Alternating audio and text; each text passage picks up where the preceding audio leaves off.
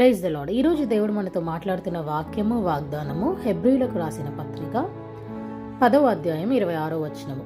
మనము సత్యమును గూర్చి అనుభవ జ్ఞానము పొందిన తర్వాత బుద్ధిపూర్వకముగా పాపము చేసిన ఎడల పాపములకు బలి ఇకను ఉండదు. హల్లెలూయా. దేవుడు ఏమంటున్నాడండి? పాపములకు బలి ఇకను ఉండదు. ఎప్పుడు ఉండదు? మనము సత్యమును గూర్చి అనుభవ జ్ఞానం పొందిన తర్వాత కూడా తప్పు చేస్తే, అంటే మారు మనసు పొంది రక్షణ అనుభవంలోనికి వచ్చిన తర్వాత, నీటి బ్యాప్టిజం తీసుకున్న తర్వాత రూపాంతరం పొందుతాము.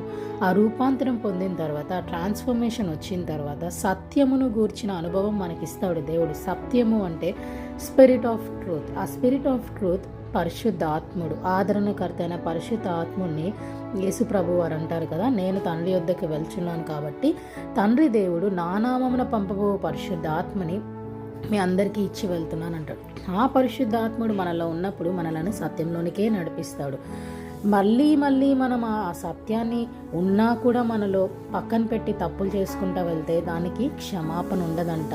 మొదట తెలియక చేసిన పాపములన్నిటికీ దేవుడు మరి కలువరి సిలువలో బలి అయి ఆయన రక్తము ద్వారా విడిపించబడ్డాము. కానీ ఎప్పుడైతే రూపాంతరం పొందిన తర్వాత బుద్ధి జ్ఞానము గల సత్యమును గూర్చి అనుభవంలోకి వెళ్ళాక కూడా తప్పు చేస్తే దానికి ఏ బలి లేదు, ఆ పాపములు క్షమించబడవు. కాబట్టి ఈ వాక్యాన్ని బట్టి మనం కూడా రూపాంతరం పొందిన వారమై ఉండి జ్ఞానంలో నడుచుకుందాం. May the lord bless you and give you piece.